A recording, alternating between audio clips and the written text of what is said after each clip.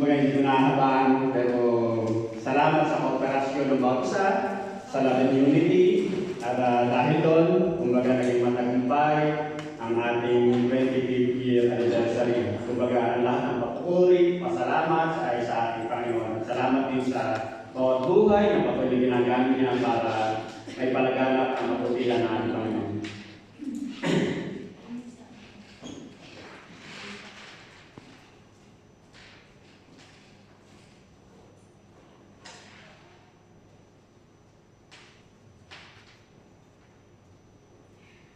Alora, ang ating pag-aaralan sa hapong ito, muli manggagaling sa aklat ng 1 Thessalonians.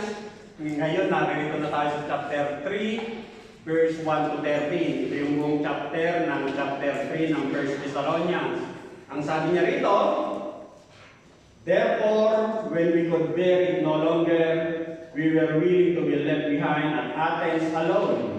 And we sent Timothy, our brother and God's co-worker in the gospel of Christ, to establish and exhort you in your faith, that no one be moved by these afflictions. For you yourselves know that we are destined for this. For when we were with you, we kept telling you beforehand that we were to suffer affliction, just it has come to pass, and just as you know. For this reason, when I could bear it no longer, I sent to learn about your faith, for fear that somehow the tempter had tempted you, and our labor would be in vain." Verse 6 hanggang 13, "But now that Timothy has come to us from you, and has brought us the good news of your faith and love, and reported that you always remember us kindly and long to see us, as we long to see you. For this reason, brothers, in all our distress and affliction, we have been comforted about you through your faith. For now we live, if you are standing fast in the Lord, for what thanksgiving can we return to God for you? For all the joy that we feel for your sake before our God, as we pray most earnestly night and day, that we may see you face to face and supply what is lacking in your faith." Verse 11, "Now may our God and Father himself and our Lord Jesus direct our way to you, and may the Lord make you increase and abound in love for one another and for all, as we do for you, so that He may establish your hearts blameless in holiness before our God and Father at the coming of our Lord Jesus with all His saints." Ang mensahe ng Panginoon sa hapon ito ay may titulong, "The Love and Care for the Church." Ang pagmamahal at ang pagkalinga sa iglesia. Bago po tayo magpatuloy, manalangin po muna tayo. Muli, Ama, patuloy ka namin dinadakila. Patuloy ka namin pinupuri sa kabutihan at katapatan mo, Panginoon.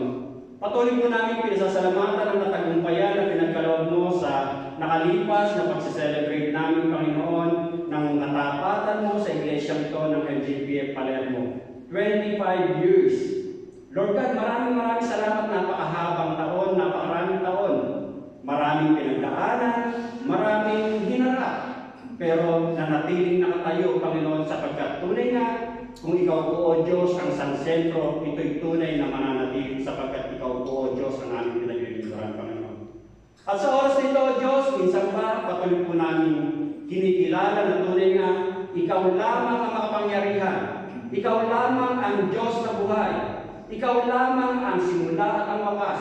Hindi ka nagbabago, Panginoon. Ikaw pa rin ang Diyos noon, ngayon, at magpakailanman, Panginoon. At sa oras na ito, minsan pa patuloy po namin kinikilala na tunay nga, banal ka, Panginoon. At patuloy mong pinaunawa sa amin, pinaalala sa amin, na tunay nga na nararapat kaming lumakad na may kalinisan sapagkat ikaw, O Diyos, ay banal, Panginoon. Pero alam namin, Panginoon, na may mga oras sa sandali na kami nagkukulang at ang lahat ng ito'y hayag sa iyo. Sa bawat oras at sandali ng aming buhay, alam mo, Panginoon. Kaya nga po patuloy kaming lumalapit sa iyo sa mga sandaling ito na tunay nga na pakalinisin mo kami, Panginoon, at tunay na maging katanggap-tanggap ang aming gagawing pag-aaral sa mga sandaling ito, Diyos. Lord God, pangunahan mo ang bawat isa sa amin, Panginoon. At kalayo nga po na sa tulong at gabay ng iyong Santong Espiritu, Lord God, buksan mo ang aming puso at isipan. Tanggapin namin, Panginoon, ang katotohanan na nais mong ituro sa araw na ito, Diyos. At tunay nga na sa tulong mo rin, sa biyaya mo, Panginoon, ang mga katotohanan ito, Diyos, ay aming i-apply sa aming buhay. Sapagkat tunay nga na habang ina-apply po namin ang iyong mga salita, tunay namin nararanasan na buhay ka sa aming mga buhay, Panginoon. Salamat po, Ama, sa ilang pong pinamataas na pupuri para lalong pagsamba sa tayong mga lamang ng iyong anak si Jesus na aming Panginoon at sariling tagapagligtas. Amen. At dito nga sa ating pag-aaralan, the love and care for the church. Ang pag-ibig o ang pagmamahal at pagkalinga sa iglesia. Dito, bilang panimula ng ating pag-aaral, alam naman natin na si Apostol Pablo na sa mga nakalipas na pag-aaral natin, ngayon narito na tayo sa chapter 3 ng 1 Thessalonians, nakita natin na tunay na mahal ni Apostol Pablo ang iglesia ng Thessalonica. At naintindihan natin, naunawaan natin na pag sinabi mong church, kumbaga hindi siya basta building. Kumbaga ito yung grupo o sama-sama ng magkakapatiran ng mga mananampalataya. Mananampalataya ng ating Panginoong Jesucristo. At dito, dun sa nakalipas nating mga pag-aaral, dun sa 1 Thessalonians chapter 2, verse 7 and 11, nakita natin na ipinakilala o ipinakita ni Apostol Pablo na yung pagmamahal niya sa Apostol Pablo, kumbaga itinuring niya, iniramdawa niya ang kanyang sarili katulad ng isang nanay na mapagkalinga. At nakita rin natin ay katulad ng isang tatay na mapagkalinga na nagbibigay payo, nagtuturo sa kanyang anak. At ngayon nga, sineselebrate natin, kumbaga, dito sa Italia, Marso, pero kabuuan ng halos sa karamihan ng buong mundo, kumbaga, Father's Day, kaya Happy Father's Day sa lahat. Kasama na ako ron. Kumbaga, sabi nga, ako ron pinakagwapo sa asawa niya. Huwag kayo magagalit sa paano gwapo rin sa harapan ng mga asawa niyo. Magalit kayo pag sinabi mas gwapo yung iba. At ang sabi nga rito, kumbaga, he longed to see them again. At nakita natin na dahil sa persecutions, kumbaga, napilitan na lumayo si Apostol Pablo. Kumbaga, iniwan niya ang bagong iglesia ng Thessalonica kasi nagkaroon ng matinding persecutions. At dito, kumbaga, sa kanyang paglayo para wag mapahamak ang mga bagong mananampalataya sa iglesia ng Thessalonica, kumbaga lumayo nga si Apostol Pablo, kasama si Timoteo, kasama si Silas. Ngayon, dito sa 1 Thessalonians chapter 2, verse 17-18, yung pinag-aralan natin ng mga nakaraan, kumbaga nakita rin natin na gustong-gustong bumalik ni Apostol Pablo sa iglesia ng Thessalonica. Sa ating pag-aaralan sa hapong ito, meron tayong apat na makita. Una, ang sabi nga niya rito, it is observed in Paul's anxiety. Kumbaga makikita raw natin yung pagmamahal at kalinga ni Apostol Pablo sa church sa Thessalonica sa pamamagitan ng kanyang anxiety. Pag sinabi mong anxiety, medyo negatibo ang dating, di ba? Kumbaga marami kang isipin, nagiging panisata. Pero, yung sinasabing anxiety rito, Paul's anxiety is for the welfare of the church in Thessalonica. Kumbaga, yung anxiety na nagkokos kay Pablo ay yung para sa ikabubuti o kalalagayan ng iglesia sa Thessalonica.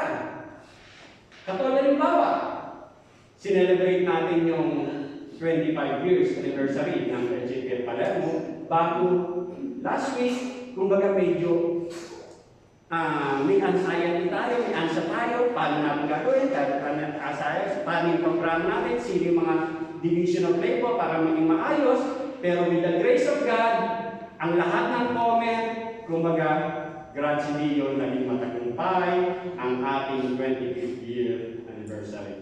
Kumbaga, in toto, ang comment ng karamihan, kumbaga, maganda. Kumbaga, naging maayos ang ating celebration. Papuri tayo sa ating Panginoon. At ang sabi nga niya rito, doon sa verse 1 and 5, 1 to 5, ang sabi nga niya rito, therefore, when we could bear it no longer, we were willing to be left behind at Athens alone, and we sent Timothy, our brother and God's co-worker in the gospel of Christ, to establish and exhort you in your faith, that no one be moved by these afflictions, for you yourselves know that we are destined for this. For when we were with you, we kept telling you beforehand that we were to suffer affliction, just as it has come to pass, and just as you know, for this reason, when I could bear it no longer, I sent to learn about your faith, for fear that somehow the temper had tempted you, and our labor would be in vain. Dito, sa verse 1 to 5, makikita natin na si Apostol Pablo, kumbaga concerned siya. Concerned siya sa mga mananampalataya sa Iglesia ng Thessalonica. Kumusta na kaya ang bagong church ng Thessalonica sa mga suffering, persecutions, tribulations na kanilang nararanasan? Sila'y bagong church. At ang nais niya, nawa, na itong mga kapatid na mananampalataya ito, huwag silang matinag sa mga problema kinakaharap ng church ng Thessalonica. At dito, habang naroon pa si Apostol Pablo sa Iglesia ng Thessalonica, nung kasama pa niya, kasi 3 weeks siya halos na naroon, kumbaga, ipinauna na. Ipinauna na ni Apostol Pablo na, kumbaga, bahagi yan. Bahagi yan sa paglakad bilang sa mananampalataya na makakaranas ka ng tribulation, suffering, and persecutions. Kaya nga sabi doon sa verse 3, ang sabi nga niya rito, 3 and 4, that no one be moved by this affliction. Walang matinag, walang magbago, walang matangay ng hirap na nararanasan.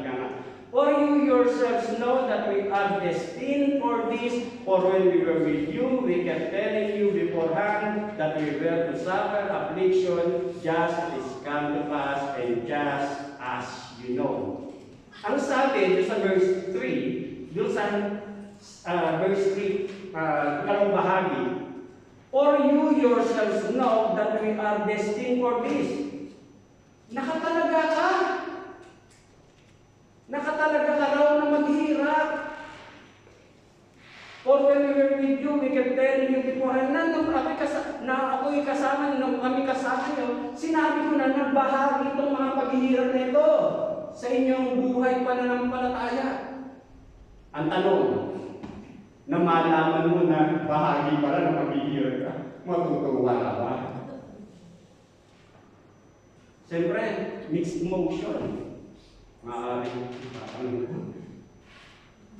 kasama pa rin pagsunod, tatanggapin ko, baka sabi niya, tatanggapin ko, handa ka na ba? Kung ginabi ka rin na, handa ka na ba?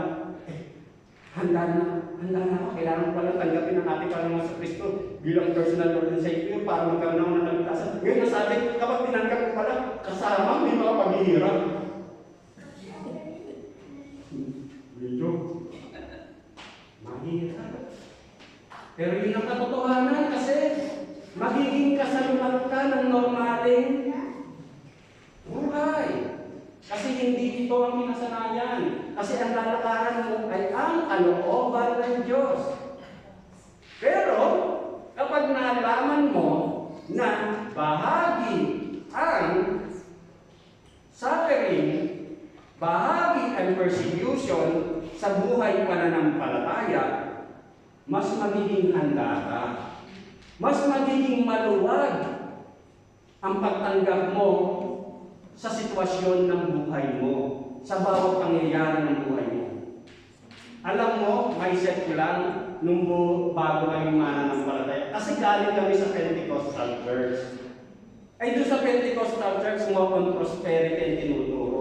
Tinuturo, uulan ng pagpapala. Akala ko pa lang nung si Seya. Uulan ng pagpapala, hindi ko man lang may bili ng ice cream si Seya.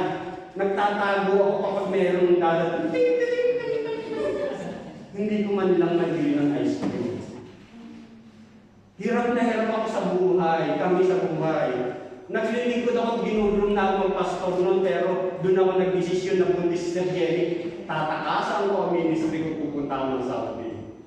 Pero kahit anong takas mo, kung ikaw talaga sa'yo ng Diyo, doon ka talaga. Kumbaga, ngayon, ang sinasabi ko, noon kasi, hindi ko naiintindihan na bahagi pala ang paghihirap na kapag maglilingkod ka sa ating Panginoon sa Kristo, bahagi yun. Kasi doon ka matre-train na totoo ba ang pananampalataya mo? Pure ba na talaga nagtitiwala ka sa ating Panginoon sa Kristo? Natunay nga ba na hindi lang sa mga sinasabing blessings ka naglilingkod, kundi dahil naintindihan mo kung ano yung ginawang sakripisyo ng aming Panginoon sa Kristo. Yun ang magpapaintindi sa'yo na kapag naintindihan mo na bahagi yung paghihirap sa ating paglilingkod sa ating Panginoong Yesu Kristo. Paul was concerned about their faith. Kumbaga nais matiyak ni Apostol Pablo na talagang yung pananampalataya ng mga mananampalataya sa iglesia ng Thessalonica, kumbaga hindi matitinag. Ano man mga pagsubok o hirap na kanilang nararanasan sa temptation, persecution na nararanasan nila dun sa kanilang buhay pananampalataya sa Thessalonica, ay huwag na mabaliwala yung pagpapahayag o pag-share ng way of gospel o way of salvation sa kanila ni Apostol Pablo at ng kanyang mga kasama. Kumbaga, dito makikita natin na si Apostol Pablo talaga, mahal niya ang mga church na kanyang naitayo, ika nga. Hindi lang sa Thessalonica. Makikita natin na sinasabi nga niya rito na maging sa Galatians 4:11, I fear for you that somehow I have wasted my efforts on you. Kung bagang nag-aalaman siya na baka yung aking mga paghihirap ay baka masayang. Kaya ganun yung kanyang anxiety. Na baka yung kanyang mga pagpapagal ay baka hindi nila naiintindihan. Maging sa Philippians, ang sabi nga niya rito, 2:16, holding forth the word of life, that I may rejoice in the day of Christ, that I may have not run in vain, neither labored in vain. Na nawa wag masayang yung pagpapahayag o pagpapagal ng mabuting balita sa mga mananampalataya. At dito nga, sa iglesia naman ng Thessalonica. Kumbaga, katulad nga ng pinag-aralan natin last time sa last verses ng 1 Thessalonians chapter 2, nakita natin doon na normal lang na yung may nararamdaman ka. Kasi yung anxiety, feelings yan eh. Naintindihan natin na normal yun. Kasi naririto tayo sa katawan natin. Naririto pa tayo sa flesh natin. Naririto pa tayo, hindi pa tayo nakuha. Ika nga. Pero, naintindihan din natin na bagamat normal lang yung feelings at naririto nga yung anxiety, yung magandang ansya, ika nga. Pero, huwag natin hayaan na yung nararamdaman natin o yung ansya natin o yung emosyon natin ang siyang magdidikta sa mga desisyon natin. Kumbaga, kailangan tayo magdesisyon kung ano yung sinasabi ng katotohanan ng salita ng Diyos. At pinaalala ko nga doon na, kumbaga, yung feelings, nandiyan yan, flesh yan. At yung feelings mo, naapektuhan yung kaluluwa mo. At yung kaluluwa mo, maapektuhan kung ano yung nararamdaman mo.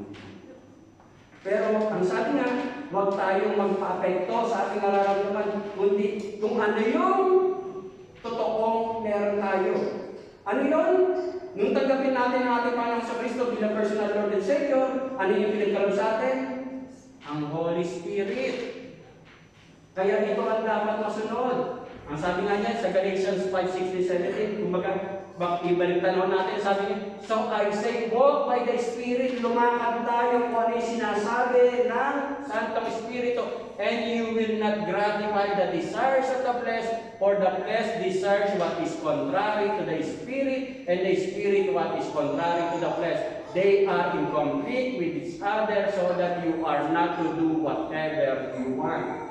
Kumbaga, ang kailangan natin sundin ay kung ano yun, tinuturo ng katotohanan. Ano yun? Spirit of truth. Pinagkakaloob ng Santo Espiritu ang pinagkaloob sa isang mananampalataya. Ngayon, ang sabi nga, halimbawa sa church, minsan may mga programa tayo. Minsan sa programa na pinapresent sa church, minsan hindi ka kumbinsido. Minsan hindi ka kaisa, ikaw lang yung natatangi o ilan lang kayo natatangi. Pero ano bang susundin mo? Yung flesh mo na maging kaaway ka o kasalumat ka? O yung mas nakararami na magbibigay ng love and unity para sa church nila? Siyempre, anong susundin mo? Ang sabi mo, ang sundin mo ay kung ano yung sinasabi ng Espiritu, yung magbibigay ng love and unity. Ngayon, yung pangalawa na pinaalala sa atin dito, it is evident by false love. Makikita natin sa pamamagitan ng pag-ibig na ipinadadama ni Apostol Pablo. Sa verse 1 and 2 ng ating binasa, ang sabi nga niya rito, therefore we could bear it no longer. We were willing to be left behind at Athens alone, and we sent Timothy, our brother and God's co-worker in the gospel of Christ, to establish and exhort you in your faith. Dito, makikita natin na itinadala ni Apostol Pablo si Timoteo. Kumbaga dahil nga, di ba, napilitang lumayo si Pablo kasama si Timoteo, si Silas, dahil sa matinding persecution sa naranasan ng Iglesia ng Thessalonica. Ngayon, dahil nga iniisip ni Apostol Pablo na kumusta na kaya ang church ng Thessalonica, na kumusta na kaya ang mga bagong mananampalataya sa Iglesia ng Thessalonica, kumbaga dahil hindi siya makapunta ron, ang ipinadala niya ay si Timoteo. At dito, mas pinili ni Apostol Pablo na maiwan na lang sa Athens. At alam natin na pag sinabing maiwan si Apostol Pablo sa Athens, kumbaga, yung sakripisyo rin gagawin niya. Kasi katuwang niya sa ministry si Timoteo eh. Pero mas pinili niya, maiwan na lang ako dito sa Athens. Ang mas iniisip ko ay kung kumusta na nga ba ang mga kapatid sa iglesia sa Thessalonica. Kaya ikaw Timoteo, ikaw Timothy, hindi Timothy just, kundi Timothy lang, ay pumunta sa Thessalonica. Kaya dito makita natin na sa puntong ito, ang pagpapakilala nga rito ay si Timoteo ay co-worker in the gospel of Christ. Kamanggagawa. Tayo, nitong nakaraang anibersaryo, iba't-iba man ang ginampanan natin sa ating pag-celebrate ng anniversary at ito'y naging matagumpay sa biyaya ng Diyos. Ang bawat isa sa atin ay co-worker ng Diyo para sa kanyang glory. At ganito ang pagpapakilala kay Timoteo na kamanggagawa para sa gawain ng ating Panginoong Diyos. At dito, makita na natin, ang sabi nga, kumbaga, bagong iglesia o bata pa yung iglesia dun sa iglesia ng Thessalonica. Ngayon, kumbaga, sineselebrate natin sa Pilipinas o sa ibang lugar ng bansa Father's Day. Ngayon, bilang magulang, kumbaga talagang kagalakan niya na magkaroon siya ng anak. Kagalakan ng magulang na magkaroon siya ng anak. At kapag siya ay nagkaroon ng anak na hinihintay, kumbaga talagang nagagalak yan habang hinihintay niya yung baby na ipanganganak ni Mrs. At habang hinihintay yan, kumbaga sabi nga ni Brother J.R. kanina, sa pagpapacheck up. Ayan, kumbaga ipinacheck up yan. Kumusta kaya yung pinagbubuntis ni Mrs. Kumusta kayo pinagbubuntis? Normal kaya? Wala kayong problema. Hanggang hinihintay-hintay mo kung kailan ipanganganak itong baby nito. Hanggang sa maramdaman yung contraction. Masakit. Magagalit na si Mrs. and Mr. Kumbaga, hanggang ikasanak yung baby. Kumbaga, nung ipinanganak, masigla, malusog. Kumbaga, matutuwa ang magulang at inilabas ang baby. Pero hindi natatapos doon. Hindi natatapos doon. Katulad yung sabi ni Brother J.R., pagpapacheck up. Hindi lang basta inilabas yung baby. At ganun lang. Aalagaan mo yan para maging malusog. Bibigyan mo ng mga vitamina, tamang pag-aalaga, pagmamahal. At kung lalaki ba ng normal ang bata. Katulad din yung pinopost dati, lagi ngayon, itong mga nakaraang araw ni Sister Shao, pinopost niya si God. Kumbaga, mas masakit yun. Pero grad si Dio, tingnan mo, ang laki-laki na ni God. Kumbaga, ganon. Hihintayin mo lumaki. Yung baby na maging malusog, masigla. Hindi matatapos sa ipanganak mo lang. Ganon din sa spiritual na kalagayan. Kaya yun ang iniisip ni Apostol Pablo. Itong church sa Thessalonica, mga bagong mananampalataya to. At ngayon tumaranas sila ng matinding problema, matinding pagsubok, matinding suffering, matinding tribulation and persecutions. Kumusta kaya ang mga mananampalataya sa Thessalonica? At bilang isang ginamit ng Diyos para makakilala yung mga mananampalataya sa Thessalonica, obligasyon ni Apostol Pablo na alagaan itong mga bagong mananampalataya. Alagaan, hindi lang basta pabayaan na tinanggap nila ang ating Panginoon sa Kristo bilang personal Lord and Savior. Kailangan niyang alagaan para mag-grow, lumago. Hindi lang mananaba physically, kundi mananaba rin spiritual. At dito nga makita natin na sinasabi nga niya rito, love, oo, feeling yan, pero kailangan natin gumawa ng desisyon na tama. Katulad nga ni Apostol Pablo, hindi siya makakapunta kasi nga may banta sa buhay niya. At para pag nakita siya ron, nakasama na naman ng mga bagong mananampalataya sa Iglesia ng Thessalonica, mapahamak lalo sila. Kaya ang ipinadala niya, pinapunta niya, ay si Timoteo. Dito makita natin na ipinakita ni Apostol Pablo yung kanyang pagmamahal sa tatlong punto. Sa 3 points. Yung una, ang sabi nga niya rito, yung presence. Sa 1 Thessalonians chapter 2 verse 17, sinabi nga niya rito, endeavor the more abundantly to see their face with great desire. Gustong-gusto talagang makita muli ni Apostol Pablo ang mga kapatid sa Iglesia ng Thessalonica. Pero, ang sabi nga sa sumunod na verse, sa chapter 2, hinahadlangan siya ng kaaway. Kumbaga, may mga kaaway kung bakit hindi makabalik-balik si Apostol Pablo sa church ng Thessalonica. Kaya, ang best thing na ginawa niya, si Timoteo ang kanyang pinadala para malaman kung kumusta nga ba ang mga mananampalataya sa church ng Thessalonica. Ngayon, nung bumalik si Timoteo, kumbaga, nagalak.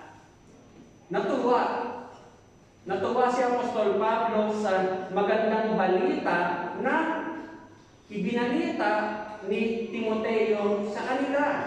At ang sabi nga niya rito, nakita niya na nais ng mga mananampalataya sa Thessalonica na talagang sabik na sabik din ang church ng Thessalonica na muling makasama si Apostol Pablo.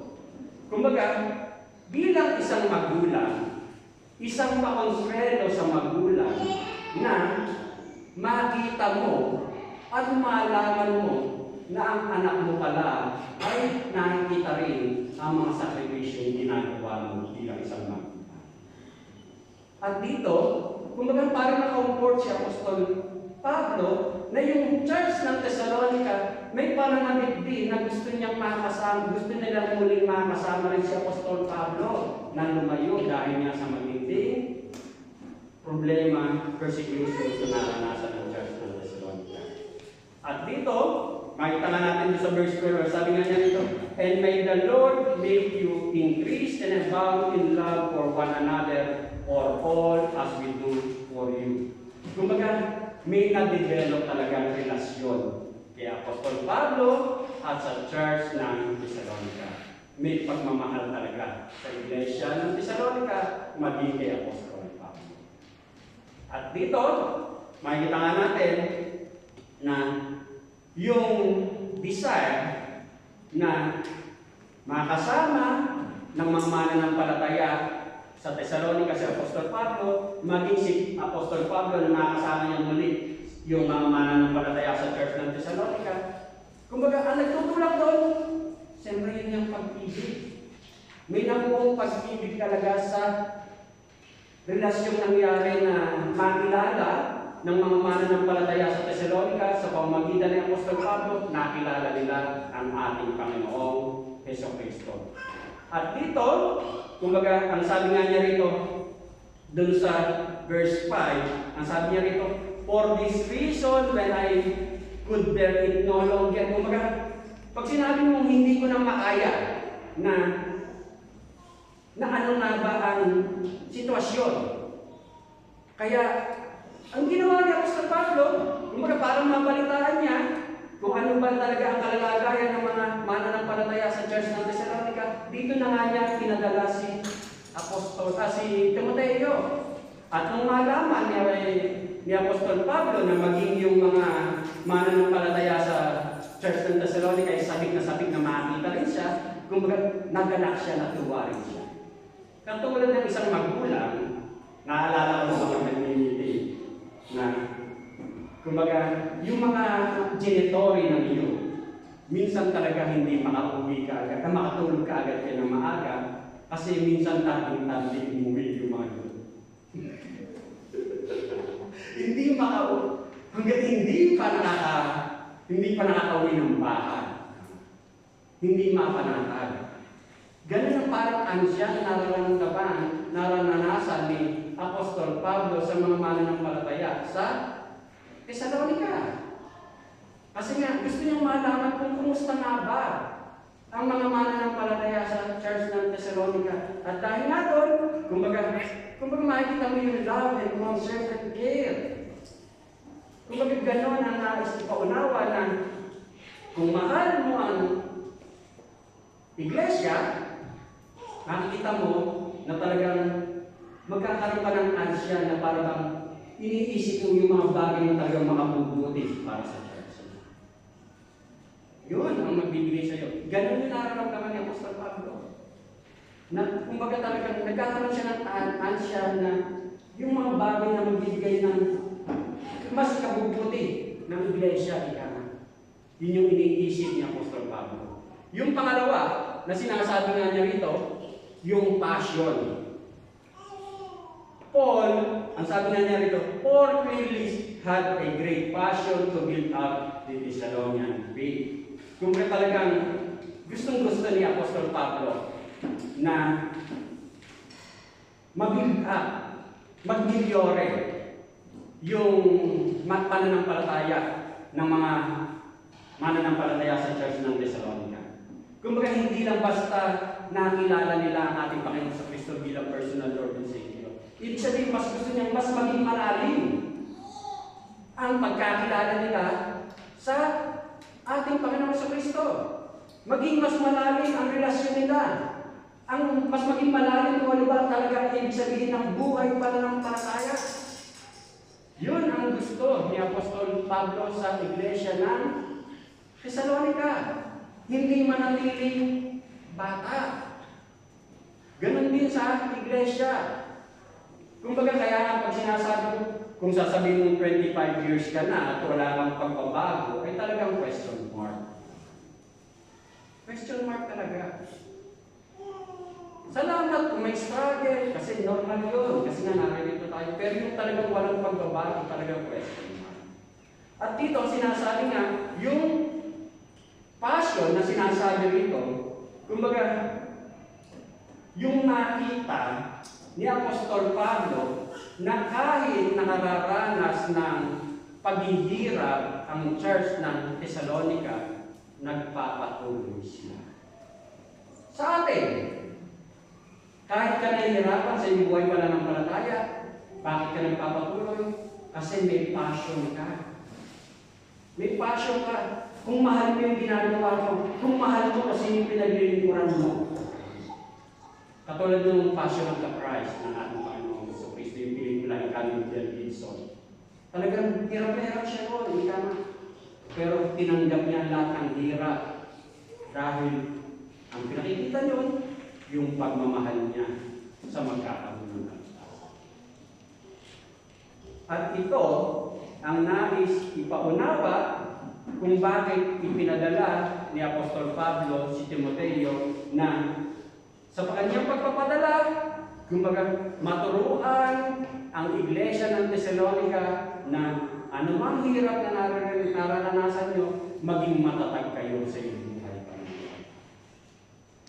At dito, dapat din natin maintindihan na maraming mga mananampalataya na nakakalungkot man, pero hindi talaga nila hindi ganun kalalim ang pagkaunawa nila.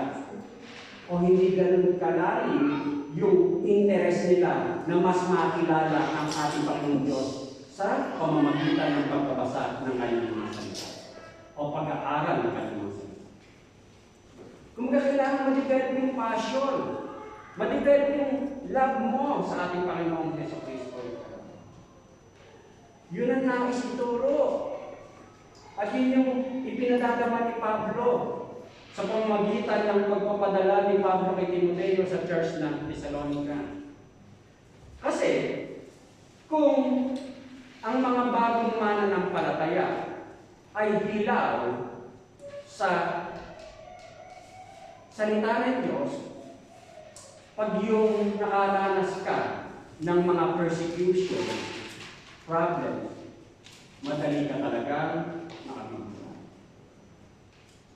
Katulad nga yung sinabi ko kanina, na talagang yung question ko nun na uulan ng pagpapala pero nararanasan ko hirap ng buhay.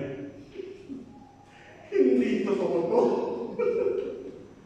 Kumbaga, naging question talaga sa akin. Kaya nung napasok ako sa LJP, sabi ko talaga sa Step Kelly nun, bago tayo matin dyan, gusto ko talaga yung church na puno sa pag-aaral. Kasi ito ang nais ni Apostol Pablo sa mga mananampalataya ng Thessalonica na maging mas malalim ang pagkakilala nila sa ating Panginoon Diyos. At dito, kumbaga, magagawa mo ngayon, kumbaga, dahil, kumbaga, sa pagmamahal mo sa ating Panginoon. Yung pangatlo, na ipinaramdam ni Apostol Pablo yung kanyang pagmamahal sa iglesia ng Thessalonica sa pamamagitan ng pananalangin. Ang sabi nga niya rito, kung mahal mo ang isang kapatid, lagi mo niyang aalagaan sa pananalangin. lalo na kung bagong mananampalataya. Kasi nga, madali yan. Napakadali yan, yung madali siyang maapektuhan ng mga nararanasan niyang problema. Ano? Ay, napaka-fragile. Grazie mo. Kumbaga, napaka-fragile. Kapag hindi mo naintindihan na sinasabi niya kanina, bahagi, you are destined to suffer kasama ng iyong buhay pananampalataya. Kasama yan.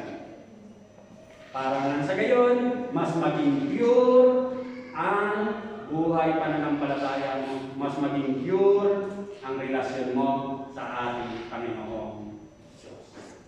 Ngayon, dun sa pangatlo, ang sabi nga niya rito, it is indicated in Paul's joy. Dun sa verse 6, ang sabi nga niya rito, but now that Timothy has come to us from you and has brought us the good news of your faith and love and reported that you always remember us kindly and long to see us as we long to see you. Kumbaga nabalitaan niya, nalaman ni Apostol Pablo na gustong-gusto rin makasama muli. Gustong-gusto makasama muli ng church ng Thessalonica si Apostol Pablo. Katulad ng pagnanais ni Apostol Pablo na makasama muli. At dito, kumbaga, isang magandang balita, comfort, na ito yung mabalitaan ni Pablo galing sa church ng Thessalonica sa pamamagitan ng ni Timoteo na yung faith and love din talaga ng Thessalonica, kumbaga, nagmimilyore. Na, kumbaga, nakikita nila na talagang naaalala pa rin ng church ng Thessalonica yung mga sakripisyong ginawa ni Apostol Pablo nung ito'y kasama nila. At nakikita niya, kumbaga nagagalak si Apostol Pablo rito na ikaw na ginamit ng Diyos para makakilala itong church ng Thessalonica ay talagang mabalitaan ng sabik din na makasama ka. Siyempre, isang kagalakan mo. Kasi nga sabi ko, para bang kanina sa isang magulang na makita ng anak yung sakripisyong ginagawa mo, pakonswero yun. At yun ang nararamdaman ni Apostol Pablo na, kumbaga, yung kagalakan na makita ng mga bagong mananampalataya sa Thessalonica na yung mga pagpapagal na ginagawa ni Pablo para sa kanila ay na-appreciate na. Kumbaga, ang glory sa Diyos, pero kumbaga, isang pasasalamat na makita mo yung paghihirap na ginagawa ng mga ginamit para makakilala. Ngayon ang tanong, paano kung halimbawa ay paligtad ang sinabi o ini-report ni Timoteo kay Pablo? Kung ang sasabihin ni Timoteo, halimbawa lang. Alam mo, Apostol Pablo, yung iglesia ng church sa Thessalonica, yung mga mananampalataya sa church ng Thessalonica, nung umalis tayo, kumbaga bumalik sila sa dati. Bumalik sila sa dati nilang pagsamba. Kumbaga, natangay sila ng mga problema, ng mga kahinaan. Anong mangyayari sa iyo? Siyempre, mag-dismiss ka, malulungkot ka. Pero, sa ibinalita ni Timoteo, kay Apostol Pablo, na nananatili ang iglesia ng Thessalonica sa gitna ng persecution and tribulation and suffering na kanilang naranasan, ay nananatili silang matatag. Isang comfort, kagalakan kay Pablo. Ganon din sa atin. Kung ginamit ka bilang isang makakilala sa isang bagong mananampalataya, at pag kinumusta mo ang kanyang buhay pananampalataya na siya'y nagpapatuloy sa gitna ng mga problemang dinadaanan din niya, pinagdaranasan niya, nananatili siyang matatag na katayo, nagpapatuloy, siyempre kagalakan yun.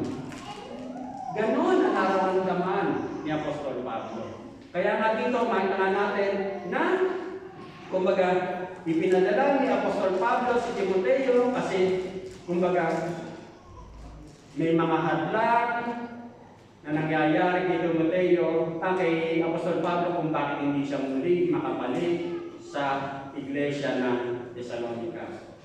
Ang sabi nga sa verse 18 ng chapter 2, mismong si Satanas ang sansanli kung bakit hindi makabalik-balik si Apostol Pablo sa iglesia ng Thessalonica, yung pinag-aralan natin yung nakaraan. At ngayon, ang sabi doon sa verse 5 ng ating pinag-aaralan kanina, binasa kanina, ang sabi nga niya doon sa verse 5, Paul expressed his fear that Satan might attempt the Thessalonian wickedness believers to return to idol worship. Kasi nga, inaalala niya na baka itong mga bagong mananampalataya ay mahikaya na bumalik o manghina at bumalik sa dati nilang pamumuhay. Pero grads Dio, hindi ganon ang ni-report ni Timoteo. Ang sabi nga sa verse 7, For this reason, brothers, in all our distress and afflictions, we have been comforted about you through your faith. For now we live, if you are standing fast in the Lord, for what thanksgiving can we return to God for you, for all the joy that we feel for your sake before our God. Kaya nga sabi ko kanina, isang kagalakan na malaman mo na ang isang mananampalataya sa kabila ng kanyang pinagdaranasan mga problema sa kanyang buhay pananampalataya, hindi siya natitina, nagpapatuloy siya. Isang kagalakan yun sa isang lingkod ng Diyos na ginagamit para makakilala ang isang tao. Katulad ni Apostol Pablo na mabalitaan niya na ang church ng Thessalonica ay nagpapatuloy. Yung pang-apat na pinakikita rito, it is by knowing and acknowledging that it is God's sanctifying work. Sa verse 11 hanggang 13, ang sabi nga niya rito, Now may our God and Father Himself and our Lord Jesus direct our way to you, and may the Lord make you increase and abound in love for one another and for all as we do for you, so that He may establish your hearts blameless in holiness and before our God and Father at the coming of our Lord Jesus with all His sins. Dito, makikita natin na yung love and care na ibibigay ng isang mananampalataya. Yung love and care na tinatanggap ng isang mananampalataya ay mula sa pagkalinga mismo ng ating Panginoong Diyos. At ang sinasabi nga niya rito, na yung love and care for the church, makikita mo yan kapag nalaman mo sa sarili mo, malaman mo sa sarili mo, tanggapin mo, kilalanin mo, na bahagi yan ng pagkilos ng Diyos. At hindi dahil sa sarili mong kakayahan. Kumbaga, ang Diyos, lahat yan. Without His loving care for us, we would not have the ability nor the opportunity to give or receive any spiritual care. Totoo yan. Kung hindi mo naintindihan yung love and care na binigay ng Diyos sa iyo, talagang hindi ka magkakaroon basta-basta ng oportunidad. Maaaring mo, gawin mo. Pero, kumbaga, iba ang madidevelop sa iyo. Kayabangan, hindi humility.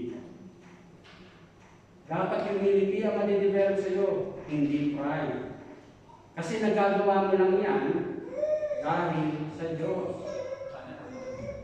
Ang sabi nga niya rito, our God directs our way. Doon sa verse 11, Now may our God and Father Himself and our Lord Jesus direct our way to you. Kumbaga, malinaw na sinasabi dyan na ang Diyos ang siyang nagdedirekta, itinuturo yung daan Kasi nga, nakatakda ka dyan, chosen ka dyan, tinalaga ka dyan eh. Nakatalaga ka, dinalaga, pinili ka dyan, kaya ang Diyos mismo ang magtuturo sa iyo na ito ang iyong daraanan. Kumbaga ang Diyos ang talagang katulad na limbawa ni Jonas, di ba? Si Jonas, takas siya ng takas. Pero kahit anong pagtakas niya, kumbaga hindi niya matatakasan ang nais ng Diyos para. Ganun din sa atin. God directs our way.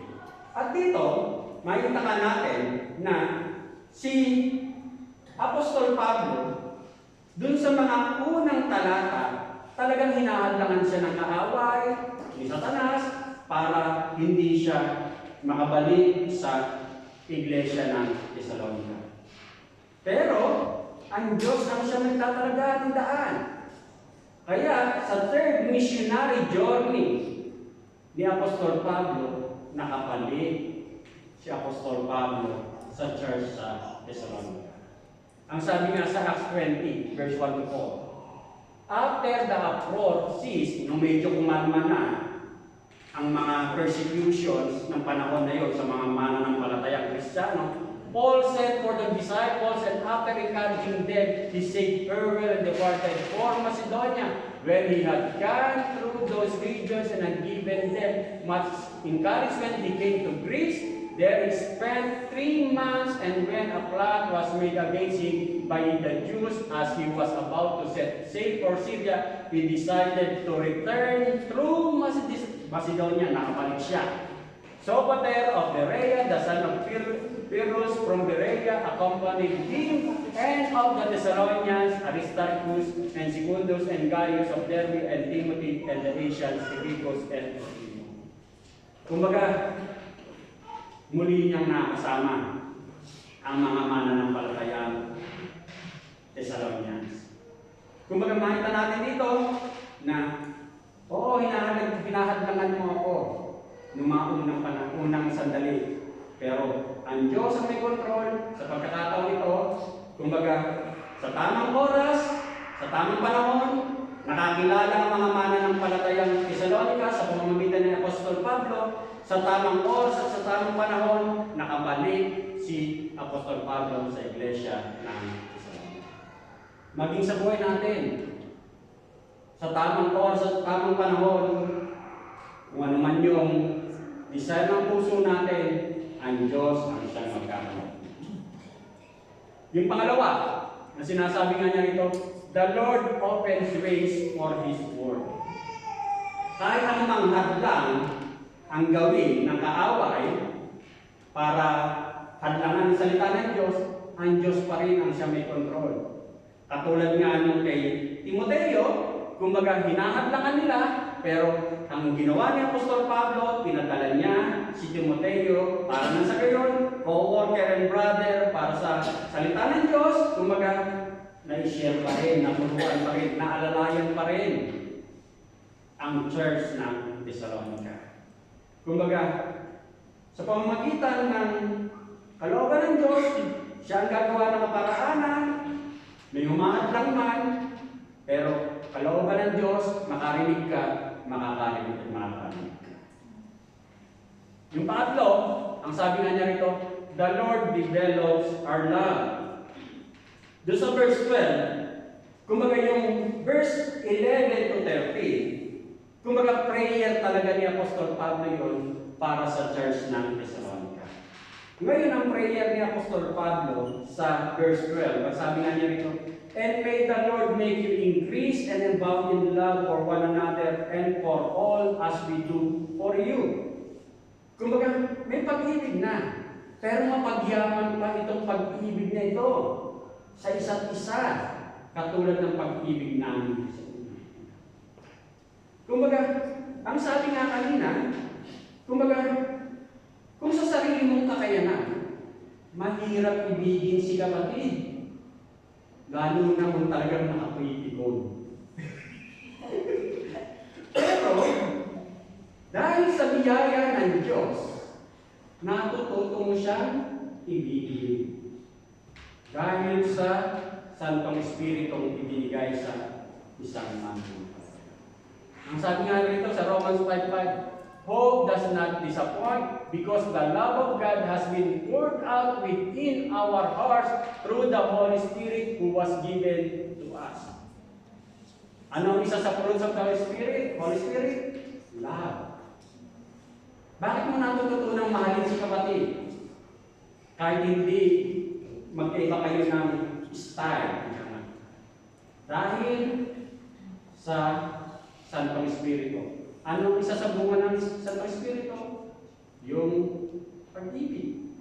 Kaya nasabi nga niya rito, the Lord develops our love. Sa tulong at biyaya ng Diyos, nahuhubog, natuturuan kang umibig. Kumbaga, napagyayaman mo pag-ibig. Kumbaga, yun yung nais ipakita ni Apostol Pablo. At ang sabi nga niya rito, pag nalaman mo yan, hindi yan dahil sa iyo. Pag naintindihan yan, naintindihan mo, nalaman mo, dahil yan sa Diyos. Dahil yan sa Santong Espiritong binigay sa iyo. Kaya mo lang yan nagagawa. Dati naman, lagi kang lifestyle. Pero, ngayon, natututo ka ng kumalma. Yung pang-apat, ang sabi nga dito, our Lord God determines our future.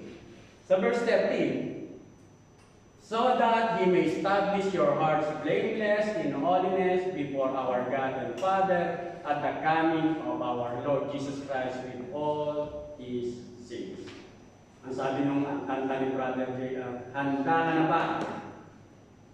Dito, ang sabi niya rito, at the coming of our Lord Jesus, muling babalik ang ating Panginoong sa Kristo. Handa ka na ba? At ang sabi nga niya rito, so that He may establish your hearts. Sa Tagalog, kung ito ang mangyayari, palalakasin niya ang inyong loob, sa gayon kayo'y mananatiling banal at walang kapintasan sa harapan ng Diyos at Ama hanggang sa muling pagdating ng atin. Kumbaga yun. Kumbaga, yun yung hanggang sa pagdating, muling pagdating ng ating Panginoon sa Kristo, na inihahanda tayo na sa muling pagdating ng ating Panginoon sa Kristo, banal at walang kapintasan, blameless. Mangyayari lang yan dahil sa ating Panginoon sa Kristo. Kasi yung perfection, hindi yan mangyayari kapag naririto pa tayo sa lupa. Pero, dahil sa biyaya ng Diyos, dahil sa ating Panginoong Diyos, acknowledging and knowing and acknowledging na yung sanctifying work na yan, ang tumutulong dyan, walang iba kay ang Diyos. At dito, sinasabi nga niya rito, na we learn that the Lord will preserve us until the second coming of Christ, and He will then present us pure and holy in His presence. Sa tulong ng ating Panginoong Diyos, kumbaga, mayahanda tayo. Mayahanda tayo sa tulong natin. Kasi mahirap talaga sa sarili mong makain. At dito, sinasabi nga, tulong lang yan talaga ng Diyos, biyaya ng Diyos, kung bakit nagagawa sa buwan. At dito, sinasabi nga, na sa ating buhay pananampalataya, na isang malaking kadakilaan o pasasalamat na malaman mo na ang Diyos ang nagbigay niyan, kaligtasan mo, ang Diyos din ang naghahanda para mapagtagumpayan. Siya rin ang tutulong sa iyo. Kaya nga, pinapaalala sa atin, katulad halimbawa, noong nakaraang anibersaryo natin, na kung minsan, aminin na natin, kung minsan kapag yung marami kang nagagawa, minsan dumarating sa isipan mo na parang yumaya o tumataas ang pera. Huwag mo nang itanggi yan sa sarili. Kung bakit ikaw at ang Diyos na lang masama. Pero dito makita natin na ang Diyos talaga ang may dahilan kung bakit mo lang nagagawa yan. Kung ang Diyos ang tumutulong sa iyo na kumalma ka, huwag kang magpadaig sa nararamdaman mo. Huwag kang magpadaig sa emotion mo. Kumbaga, ang mas manatili sa iyo ay yung katotohanan na biyaya ng lahat kung bakit mo nagawa ang mga bagay na ito. Kaya nga, ang sabi nga niya rito, the love and care for the church, ang pagmamahal at pagkalinga sa iglesia. Kumbaga, ang Diyos, ano tayo, mga mananampalataya? We are the body of Christ. Iba't ibang katawan, iba't iba ang nagagawa. Pero dahil sa biyaya ng Diyos, kung pare-pares tayong kikilos, magpupunksyonin kayo para sa glory ng ating Panginoon Diyos. Kaya nga, sabi nga niya rito, paalala sa atin, yung confidence natin ay wala sa sarili natin, kundi nasa Diyos. Tiwala tayo na nagtatagumpay tayo, hindi dahil magaling tayo, kundi dahil alam natin malaki at makapangyarihan ng Diyos na mayroon tayo. Sapat ang grasya. Kaya salamat sa biyaya ng Panginoon sa katagumpayan na pinagkaloob sa Iglesia ng Palermo at sa 25 years na gabay at patnubay niyo. Sa ating pagtatapos, ang sabi nga niya rito sa Ephesians chapter 5 verse 25b, second kalawang bahagi hanggang 27, Christ also loved the church and gave himself for it. Ang ating Panginoon, inalay ng ating Panginoon sa Kristo yung buhay niya para sa atin, sa iglesia. At ang sabi nga niya, that He might sanctify and cleanse it with the washing of water by the word. Para na sa gayon, talagang maging malinis sa pamamagitan ng kanyang mga salita. That He might present it to Himself a glorious church, not having a spot or wrinkle or any such thing, but that it should be holy and without blemish. Yun ang nais ng ating Panginoon. Manalangin tayo. Ama, maraming salamat po, Diyos, sa iyong mga salita. Pagpalain mo, Panginoon, ang mga salitang ito. Pagpalain mo, Panginoon, ang bawat kapatid na naririto na nakapakinig. Maging ang maaari pang mga kapatid nakapakinig ng mensahe ng Panginoon. Buhay ka, Panginoon, katulad ng iyong mga salita na buhay, Panginoon. Dalayan mo nga po na sa tulong at biyaya ng Santong Espiritong pinagkaloob mo sa iyong mga iniran, tunay nga na magamit mo namin, Panginoon, ang mga aral at katotohanan na aming napag-aralan sa hapon ito, Diyos. Tunay nga na hindi po ito masayang, hindi ito papasok sa unang bahagi ng aming tenga at lalabas lamang, Panginoon. Pagkat ito, Diyos, ay mananatili sa aming puso't isipan, lalo gagamitin namin sapagkat mararanasan namin tunay na buhay ka kung inaantay po namin ang